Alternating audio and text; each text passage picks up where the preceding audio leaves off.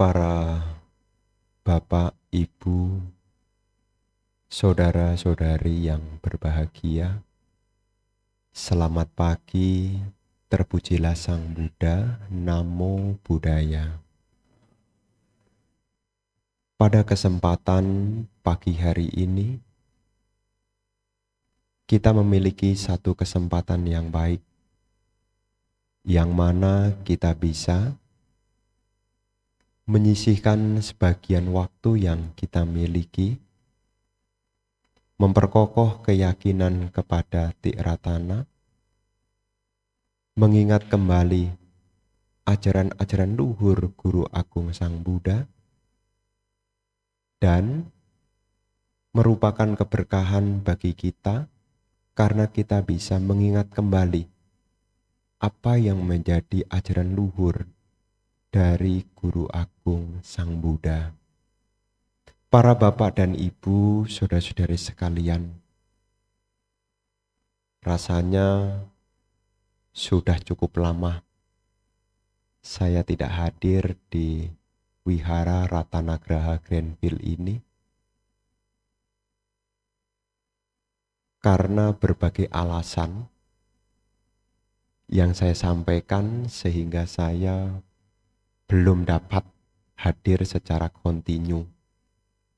Tetapi ibu bapak sekalian, ada hal yang penting sekali untuk kita ingat. Sehubungan dengan kita punya keyakinan kepada ajaran Sang Buddha. Kita hidup di tengah-tengah masyarakat. Kadang-kadang di antara kita satu dengan yang lainnya, salah satu topik pembicaraan adalah soal agama. Tidak hanya dengan masyarakat, bahkan di lingkungan keluarga sekalipun, itu juga menjadi satu topik bahasan. Biasanya umat Buddha ini yang paling silent, paling banyak diam. Ketika yang lain menyampaikan tentang apa yang diyakini adalah yang terbaik, biasanya umat Buddha paling silent. Kenapa paling silent? Yang pertama karena tidak tahu. Yang kedua karena benar-benar sudah tahu. Tidak ada gunalah sebuah perdebatan. Tapi jarang. Opsi yang sering muncul adalah mau membantah, mau mendebat tetapi tidak punya bahan. Akhirnya diem. Seringkali jadi objek sasaran. Di sini ibu bapak di pagi ini perlu kita tegakkan kembali. Kita punya keyakinan. Memang setiap orang punya keyakinan masing-masing. Dan mereka juga punya keyakinan bahwa apa yang diyakini adalah terbaik bagi mereka. Tetapi kita sebagai umat Buddha harus punya satu prinsip. Kenapa kita memeluk agama Buddha? Kenapa kita mengikuti ajaran Sang Buddha? Ini yang harus kita ketahui. Guru Agung Buddha mengajarkan Dhamma karena kasih sayang beliau kepada semua makhluk. Beliau mengajarkan Dhamma itu karena karuna. Karuna itu belas kasihan. Karena belas kasihan beliau kepada makhluk dunia, maka beliau mengajarkan Dhamma supaya makhluk-makhluk ini dapat terbebas dari penderitaan. Esensi dasar kenapa seseorang itu memeluk agama Buddha, yang paling dasar tidak lain adalah solusi untuk mengakhiri penderitaan. Jadi kalau ibu bapak memeluk keyakinan agama Buddha, sebetulnya ibu bapak punya satu tekad yang kuat, yakni ingin mengakhiri penderitaan. Meskipun yang lain menyatakan berbagai macam hal yang ditawarkan kepada kita, tetapi ingatlah, Hanya di ajaran Sang Buddha inilah yang ditekankan tentang bagaimana mengakhiri penderitaan. Saya bukan membesar-besarkan, tapi Anda bisa buka masing-masing. Sekarang zamannya sudah pakai Google. Paling banyak topik dalam Dhamma yang disinggung adalah bagaimana mengakhiri penderitaan.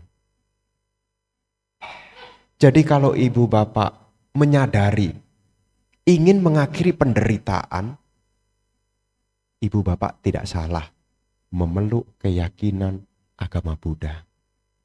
Jadi orang-orang yang datang berlindung kepada Buddha, Dhamma, dan Sangha adalah orang-orang yang ingin mengakhiri penderitaan. Ibu bapak yang hadir sudah merasakan penderitaan belum? Beras naik,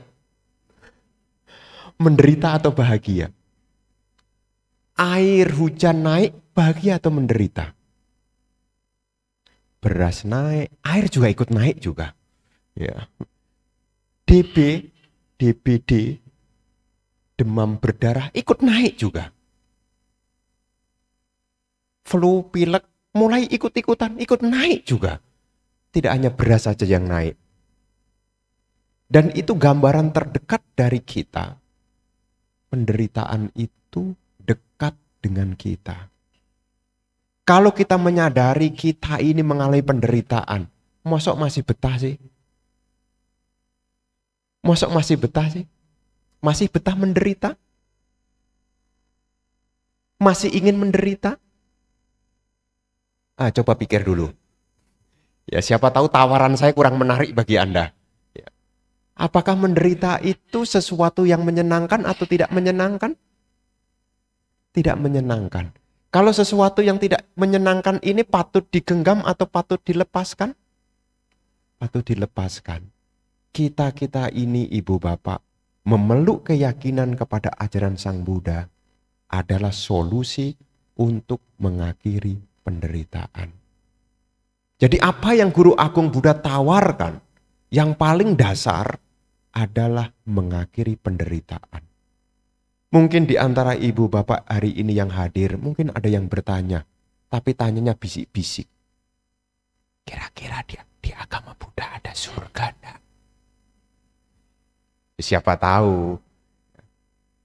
Di dalam keyakinan agama Buddha ini pun juga ada alam surga.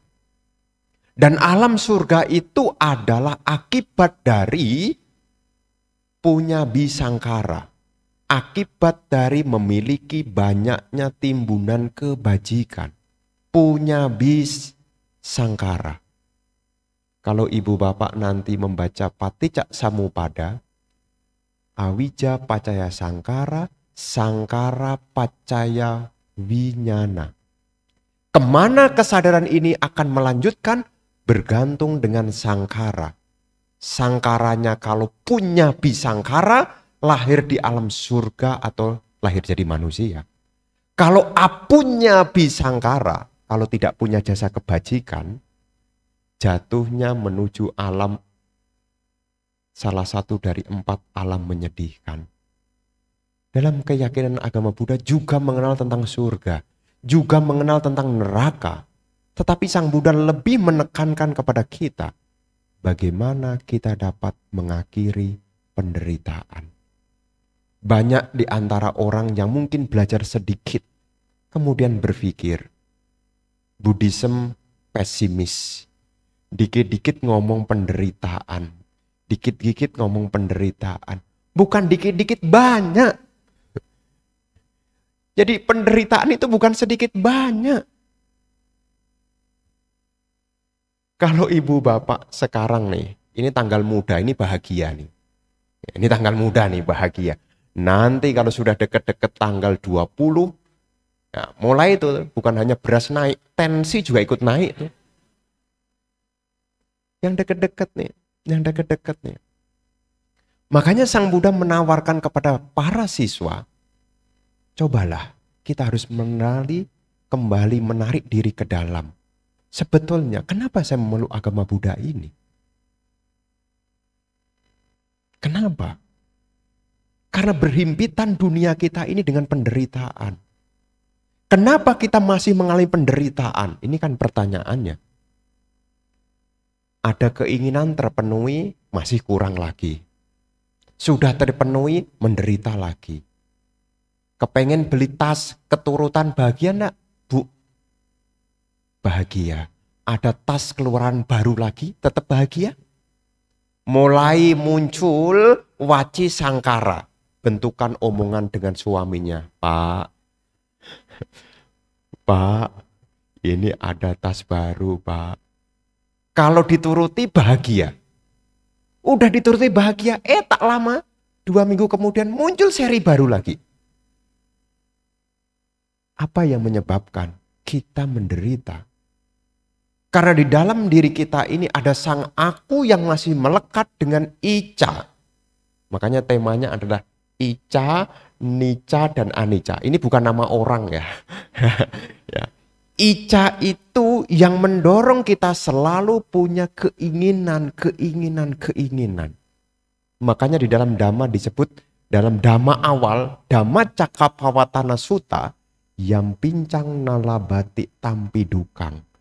Tidak tercapai yang diinginkan, Ica itu yang pincang nalabati tampi dukang. Tidak tercapai yang diinginkan, itulah penderitaan.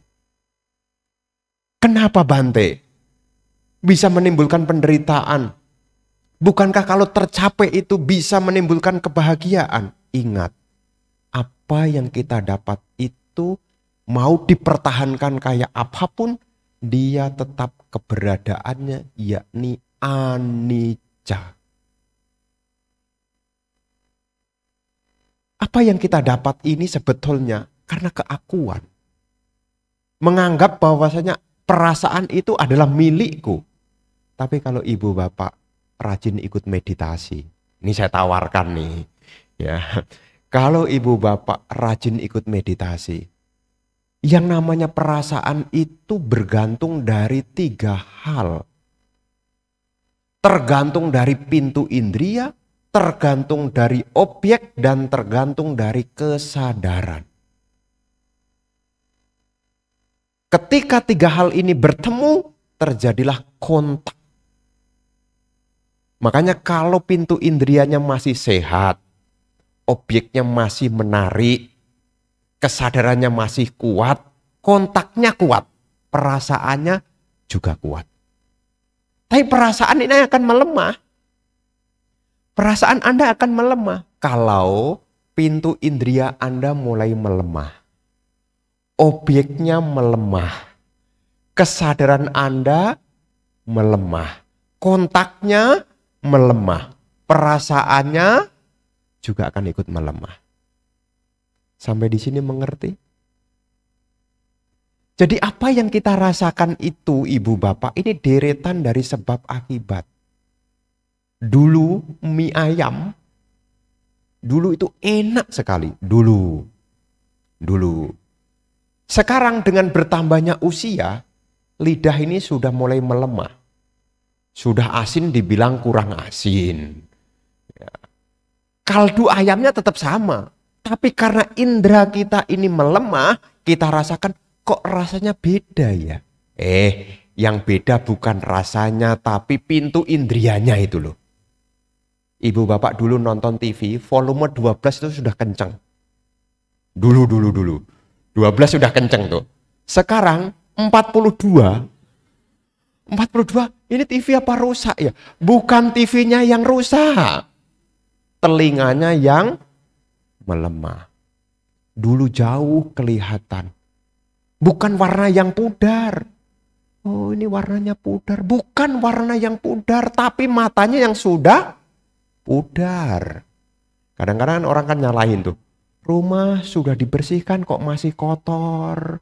Sudah dielap kok masih kotor. Giliran dielap bersih, dilihat kok kotor. Tuh, ternyata yang bikin kotor bukan rumahnya, tapi kesadaran matanya yang sudah mulai melemah. Nggak ada kunang-kunang bilangnya kunang-kunang tuh. Tuh. Jadi ibu bapak, apa yang kita rasakan nih, makanya jangan sampai ibu bapak terombang-ambing oleh perasaan.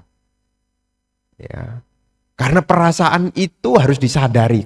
Kenapa perasaan itu bisa muncul? Karena perasaan itu muncul dari 3 hal ini. Kalau objek yang kita arahkan begitu memikat, kesadaran kita begitu kuat, pintu mata kita masih kuat, hasrat untuk memiliki sangat kuat sekali. Ya, sangat kuat sekali. Dan ini akan membakar kita menjadi tanha dan upadana. Lantas bagaimana Bante? Supaya kita tidak lagi menderita. Sang Buddha selalu mengajarkan kita untuk berpikir. Ini ciri khas meditasi Buddhis. Ciri khas Buddhis adalah berpikir. Apa yang muncul ini tidak tiba-tiba. Oh, mie ayamnya enak. Bukan mie ayam yang enak, tapi ini deretan. Lidah Anda sedang baik-baik saja. Kesadaran Anda juga masih aware. Ya. Meskipun enak, tapi kalau setengah ngantuk, lidahnya masih baik, tapi matanya setengah ngantuk. Dikasih makan, ini mie kesukaanmu. Saya sih jarang menemukan ya, seorang sambil tidur sambil makan. Jarang menemukan. Jadi apa yang kita rasakan di dunia ini tidak lepas dari 3 hal. Pintu indria, kita punya pintu indria itu ada 5+1. 5 yang kelihatan dari luar, 1 tidak kelihatan. Dan ini punya kesadaran masing-masing. Mata punya kesadaran untuk melihat. Dan setiap pintu indria ini ada objeknya. Kemana kita pergi? Ica kemana pergi? Keinginan ini kemana pergi? Kita yang lahir di kamaloka ini, alam nafsu ini. Meskipun kita pergi ke belahan dunia manapun, tetap kita pergi kepada 5 hal. Kepada apa yang dilihat, kepada apa yang didengar, kepada apa yang dicium, kepada apa yang dirasakan, dan kepada apa yang disentuh. Katanya hari Minggu jalan-jalan ke puncak, ngapain coba? Refreshing, apa ada di sana yang refreshing yang baru? Tidak ada yang baru, itu hanyalah objek mata. Kita kemana pergi hanya menuruti objek mata. Objek telinga, objek hidung, objek lidah, objek cita rasa. Makanya kita ini, ya, ini kan momen cengbeng nih.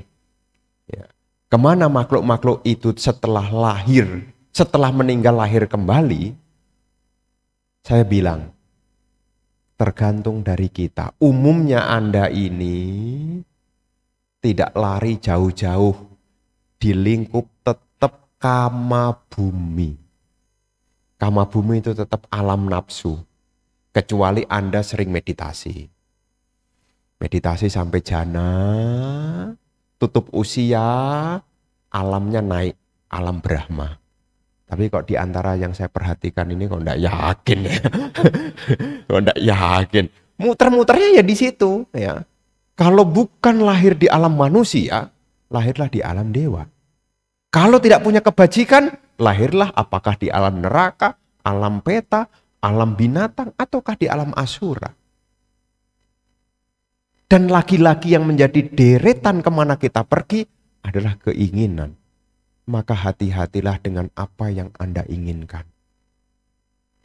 Karena kemana Anda pergi bergantung apa yang Anda inginkan. Ingin cari makan, pergi kemana? Restorannya ada di mana? Banyak. Di jalan Tanjung Duren ini restoran semua. Anda bisa ke jalan Tanjung Duren itu juga karena ada keinginan. Didorong oleh apa? Lidah. Terus Anda pergi kalau ke wihara ini didorong oleh apa?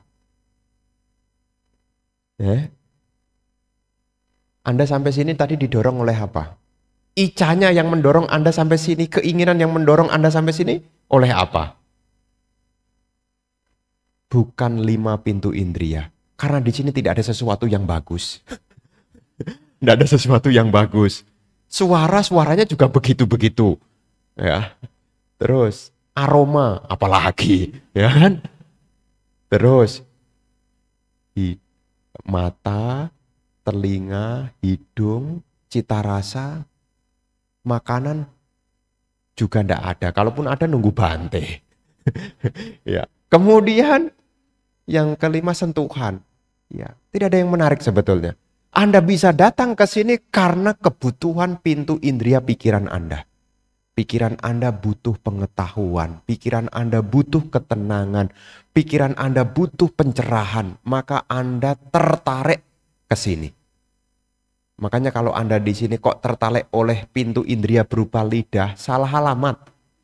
Sudah nunggu dari tadi, kok jaminan apa-apa kok enggak keluar. Ya. Anda datang ke sini sebetulnya didorong oleh keinginan dari pikiran, itu yang paling dominan. Bukan dari pintu indera. Karena yang ditonton apa? Tidak ada yang ditonton. Lihat Bante juga bosenin. Apa yang ditonton? Apa yang didengar? Tapi yang jelas Anda datang ke sini karena dorongan dari pikiran kita. Apa yang kita rasakan ini pun juga kontak. Makanya kalau ibu bapak selalu menyadari tentang 3 hal ini, ya. Pintu indera, objek, dan kesadaran, penderitaan, keinginan akan sedikit-sedikit memudar. Pertanyaan berikutnya adalah, Anda siap enggak melepaskan nafsu keinginan Anda? Anda siap enggak? Apa masih eman-eman? Bagaimana Bante cara memudarkan nafsu keinginan? Ini kan ada serial di bioskop Avatar tuh. Kapan hari ada umat cerita, Bante yang tersisa itu tinggal 1 yang penguasa angin atau apa gitu loh. Ya dia cerita sama saya pikir Avatar tuh yang badannya biru-biru gitu loh. Oh ternyata Avatar ada yang lain ya. Terus saya bilang, coba kamu perhatikan. Kalau kamu nonton bioskop, yang semula Anda tergila-gila dengan bioskop, kegilaan Anda akan berkurang. Kok bisa Bante? Selama Anda menggunakan 3 hal. Mata melihat, lihat, sadar. Suara glur, telinga mendengar. Mata melihat, gleng, telinga mendengar. Selalu wipasana, wipasana, wipasana, wipasana. Akhirnya ketertarikan menjadi memudar. Tapi kenapa kita terus tertarik? Bagus, bagus. Oh seru, oh seru. Lupa menyadari 3 hal. Pintu indera, objek, kesadaran. Termasuk yang suka nonton drama Korea. Nonton, cari tisu. Ya. Sampai tisu gitu ya. Tapi kalau ibu bapak menyadarinya, ini hanyalah objek, mata ketemu objek. Ada pergerakan. Mata melihat ada pergerakan, sadar tahu itu objek. Terus ada suara tangis yang kadang tinggi, kadang rendah, kadang kasar, kadang halus. Disadari ini suara. Telinga menangkap suara. Nanti Anda selera nonton Koreanya menjadi memudar. Kalau mau ingin melepaskan nafsu keinginan. Nah masalahnya, kita ini masih seperti ikan di kolam yang tidak lihat umpan. Kita pikir umpan itu menyenangkan, padahal di balik umpan itu ada, tahu enggak orang mancing? Mancing itu ikan dipancing pleng. Itu kalau cuma besi doang, kira-kira ikan mau enggak? Enggak. Ya sedikit-sedikitnya ya potongan bakso lah. Dicemplongkan. Nah, itu ikan lele itu kalau kemudian langsung kecangkut tuh. Karena apa? Karena dia tidak melihat bahaya. Demikian pula kita ini. Karena kesenangan indera kita anggap ini membahagiakan. Kesenangan telinga kita anggap ini membahagiakan. Dan kita tidak melihat kailnya. Makanya sebetulnya hari tua itu tidak jadi masalah. Kenapa? Tanggal tua itu sebetulnya tanggalnya waktu latihan atasila. Tidak pergi kemana-mana, di rumah makan dikurangi. Ya. Tapi kenapa tanggal tua itu menjadi menderita? Yang membuat menderita bukan tanggal tuanya. Karena Anda tidak bisa nuruti makanan. Anda tidak bisa nuruti telinga Anda. Anda tidak bisa nuruti mata Anda. Dan Anda tidak bisa nuruti kesenangan-kesenangan dari pintu indera Anda. Itu yang buat menderita. Bukan tanggal tua. Coba kalau tanggal tua kemudian Anda berpikir, ternyata alam ini kok sangat bijak sekali.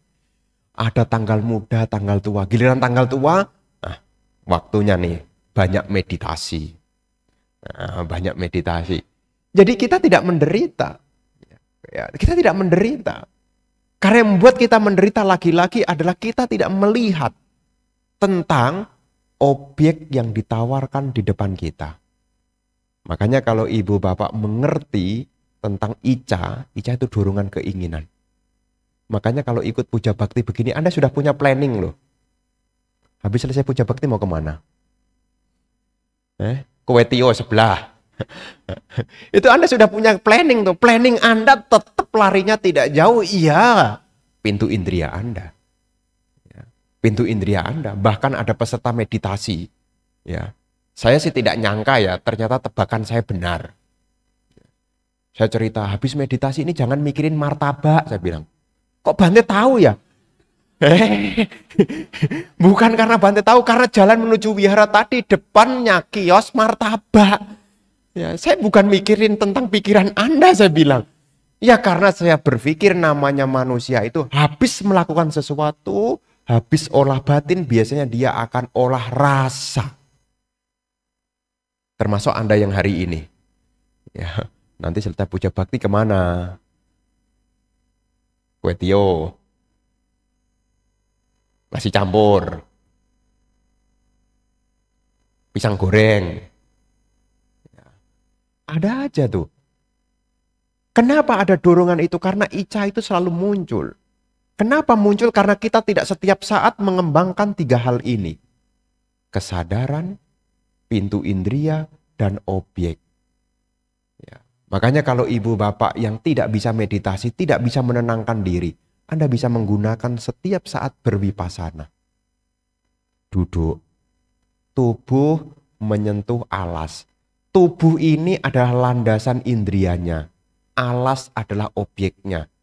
Yang mengetahui adalah kesadarannya. Ketika kita 3 hal ini kita analisis terus, objek, tubuh, kesadaran, objek, tubuh, kesadaran, kotoran batin akan mereda. Anda boleh coba. Kenapa kita tidak bisa duduk dengan tenang saat latihan meditasi? Ica mendorong. Duduk. Sudahlah. Itu soto yang tadi dibeli itu belum dicicipi itu. Anda mau meditasi tidak jadi. Tidak jadi. Tapi kalau Anda arahkan perhatian Anda dengan 3 hal. Selalu ingat. Tubuh. Ketemu objek. Ada kesadaran. Anda akan tenang. Mendengar. Ada telinga. Ada suara. Ada kesadaran yang mengetahui. Anda akan tenang. Jadi kalau lingkup kita hanya di 3 hal ini, ketenangan akan ada. Makanya kalau ibu bapak yang ciri khasnya tidak bisa tidur sore-sore, artinya tidurnya kok pagi-pagi, ya, cobalah latihan menyadari. Tubuh berbaring, ini tubuh, objeknya adalah bantal atau kasurnya. Yang mengetahui adalah kesadarannya. Dan ini muncul berlangsung tenggelam.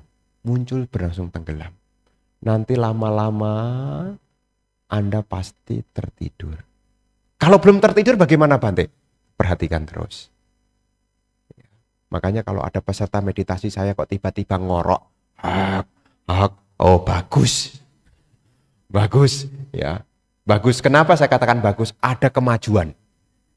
Kemajuannya ya, di rumah dia menderita sekali loh. Mau tidurnya susah loh. Setelah sampai wihara dia merasa kemajuan.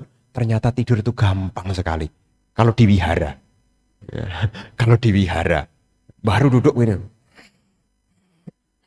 Nah, teman sebelahnya objeknya jadi berubah, bukan napas masuk, napas keluar. Ya, temennya memperhatikan telinga, suara, menyadari, telinga, suara, menyadari. Teman di sebelahnya pun juga tidak terganggu. Karena temannya menyadari ini bukan aku, ini bukan dia. Tapi ini adalah proses. Maka tidak terganggu. Itulah yang dibiasakan oleh orang-orang Arya. Beliau menyadari apapun tidak terombang-ambing oleh dunia. Kenapa? Karena mereka mengetahui rentetan sebab akibat. Jadi ibu bapak nanti mengetahui bahwasanya apa yang muncul dalam kontak kita, kita berusaha untuk nica. Nica itu mempertahankan. Kita pegang mati-matian, ingat loh ya. Kalau kita pegang dengan erat-erat, ya, tidak lain karena ketidaktahuan. Ada keinginan dipegang erat-erat. Tidak lain karena ketidaktahuan. Dan ketidaktahuan itu juga akar dari penderitaan. Makanya kalau kita tidak tahu itu paling menderita. Ya. Makanya kalau Anda sekolah nih ujian, tidak tahu pertanyaannya, bahagia atau menderita? Oh, bahagia akhirnya bisa ngikutin semester baru lagi. Kan enggak? Aduh gimana nih harus ngulang lagi nih nanti semester tambah lagi nih. Ya kan? Jadi kalau kita tidak tahu kita menderita. Demikian pula nica itu adalah bentuk dari ketidaktahuan. Yang semestinya adalah anicca. Tapi kita menganggap ini adalah nica. Yang semestinya tidak bisa bertahan kita katakan harus bertahan, harus bertahan, harus bertahan. Apa yang terjadi? Bahagia atau menderita? Datangnya usia tua, alami atau tidak alami? Alami. Tapi kenapa datangnya usia tua itu menimbulkan penderitaan? Karena kita punya persepsi, tubuh ini milikku. Tubuh ini harus bersama denganku. Harus nica. Jangan sampai tubuh ini anicca. Tapi kalau kita belajar dari jauh-jauh hari tentang deretan sebab akibat, kita bisa menerima. Kenapa kita tua? Kenapa kita tua? Jawabannya apa? Kenapa kita tua? Kenapa kita sakit? Karena kita lahir. Di mana ada kelahiran, di situ ada tua dan sakit. Kalau tidak mau tua dan sakit, jangan lahir. Bagaimana Bante jangan lahir? Jangan terbawa oleh icca. Bagaimana supaya tidak terbawa oleh icca? Dalam praktek keseharian perlu vipassana. Mata ketemu objek disadari. Anda tidak gampang sakit hati.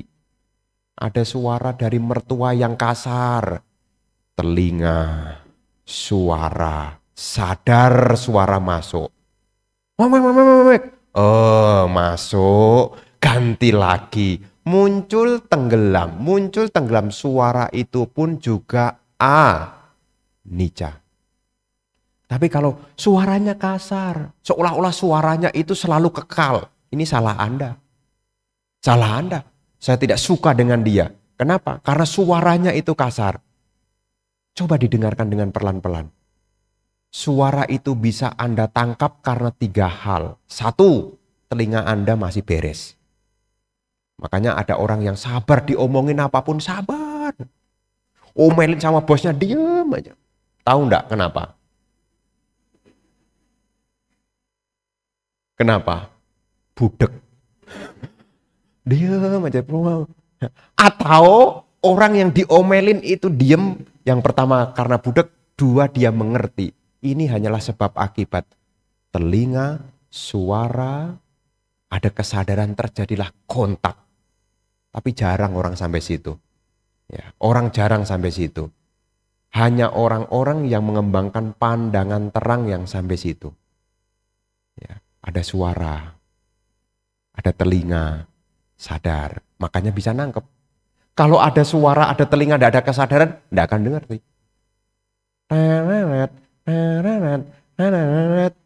Suara apa? Iya, karena Anda sedang lapar. Coba kalau Anda sedang napas masuk, napas keluar. Terus ditanya, itu suaranya tadi berapa kali? Enggak tahu ya. Kadang-kadang saking seriusnya napas masuk, napas keluar. Jangankan suara AC. Suara hangat, enggak kedengaran. Bukan tertidur ya. Dia benar-benar menyadari.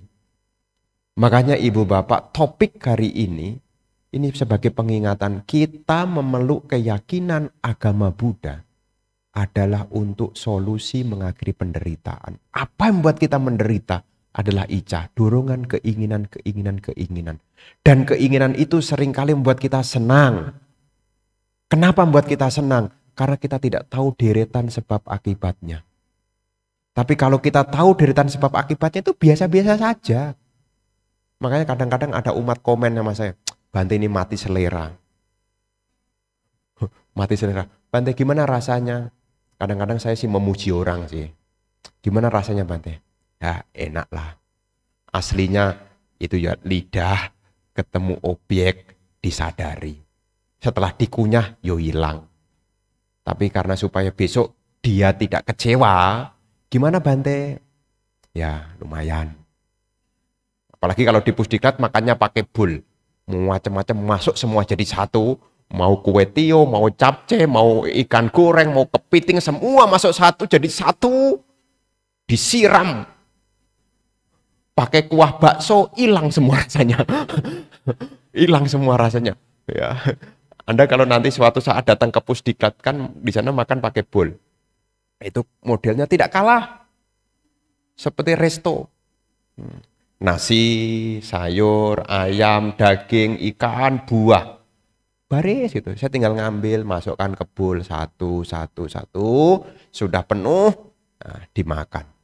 Dan rasanya apa? Rasanya adalah rasa perenungan. Ya, saya makan makanan ini bukan untuk kesenangan. Saya makan makanan ini hanya untuk membantu tubuh supaya tidak sakit. Jadi rasanya apa Bante? Ya kalau dia orang biasa ya sejak ya enak. Aslinya makannya apa Bante? Rasanya rasa perenungan. Ya, rasa perenungan. Kenapa kok harus direnungkan? Ini juga ada kaitannya supaya tidak terdorong oleh icah, keinginan. Karena kalau keinginan itu tidak dipecahkan, kita akan selalu menggenggam. Nicca, harus dipertahankan. Dan akhirnya kita akan menderita. Tapi setelah kita tahu ini adalah deretan sebab akibat yang muncul berlangsung tenggelam. Anicca, mengalami kemunculan dan kepadaman. Lambat laun, genggaman kita pada dunia ini pelan-pelan akan kita lepaskan.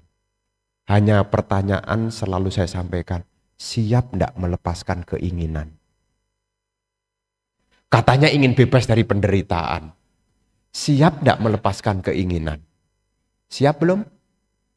Kalau belum siap, setelah pulang dari sini dipikir lagi. Kira-kira kata Bante, siap enggak ya melepaskan keinginan? Kalau siap bagaimana Bante? Hari Uposatha praktek 8 sila. Jangan cari-cari alasan. Bante, kan kerjaannya jauh. Boleh enggak Bante? Kalau atas silanya diganti, makan memang sehari 2 kali Bante. Tapi diganti pagi dan sore. Atas sila itu tidak makan lewat tengah hari. Jadi kalau ibu bapak berani untuk melepaskan keinginan, tanda yang harus Anda munculkan, berani menjalankan 8 sila. Sebentar lagi akan bulan Waisak, berani enggak selama 1 bulan menjalankan 8 sila? Berani enggak? Belum berani, masih punya keinginan, masih ingin menderita enggak? Karena larinya di situ, di mana ada nafsu keinginan, di situ ada penderitaan. Kalau kita ingin bebas dari penderitaan, kita harus memudarkan nafsu keinginan. Kan lagi-lagi muter-muternya di situ. Katanya pengen sehat, tapi yang dilakukan tidak sehat. Gimana coba? Katanya ingin bebas dari penderitaan, tapi diajak untuk mempraktekkan bebas dari penderitaan masih eman-eman. Gimana? Bante, ada enggak cara lain sedikit lagi? Selain 8 sila bagaimana? Atas sila. Kalau susah, diskonlah. Diskonnya apa Bante? Ceit cap go. 8 silanya dipraktekkan di bulan gelap dan bulan terang. Rasanya kok terlalu berat ya Bante. Ada enggak Bante? 5 sila. 5 sila kalau seandainya dikurangi lagi bagaimana Bante? Ini kebanyakan negosiasi ini. Dhamma bukan untuk diperdagangkan, artinya ditawar-menawar. Dhamma itu untuk dipraktekkan. Hari Selasa di sini ada meditasi, ikutlah. Ya meditasi. Yang dekat-dekat dengan sini, meditasilah. Meskipun belum biasa, datanglah. Ya, datanglah. Bante, saya tidak punya waktu. Kata siapa? Anda masih punya waktu, Anda belum dicengbengkan kok. Kalau sudah dicengbengkan baru tidak punya waktu. Ya, Anda masih punya waktu. Kenapa Anda tidak bisa menjalankannya? Anda banyak alasan. Yang dekat-dekat. Kalau yang jauh ya lain ceritanya. Mungkin kerjanya di Sudirman, kalau buru-buru ke sini kan tahu-tahu sudah pukul 21. Kan cuma kebagian nutup pintu. Yang dekat-dekat lah. Ya, hari Selasa meditasi. Ya, penting sekali. Ini berguna. Untuk apa Bante? Lagi-lagi tadi saya bilang, kita ini digenggam oleh 5 pintu indria. 5 pintu indria itu sangat kuat sekali. Dan kita hampir dibuat gila oleh 5 pintu indria itu. Kita tergila-gila oleh rupa. Kita tergila-gila oleh suara. Kita tergila-gila oleh aroma. Kita tergila-gila oleh rasa. Kita juga tergila-gila oleh sentuhan. Hampir dibuat gila. Kalau pengen waras, meditasi. Pengen waras atau pengen gila? Pengen waras atau pengen gila? Karena kalau orang waras itu sudah belajar melepaskan 5 tali kesenangan. Karena 5 tali kesenangan ini bisa membuat orang jadi gila. Mosok si Bante asli. Ada suami lupa istri. Kenapa? Kenapa? Bukan lupa alamat rumahnya, bukan.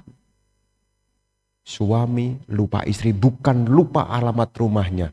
Karena ada rupa yang lebih bagus. Ada suara yang lebih merdu. Ada aroma yang lebih wangi.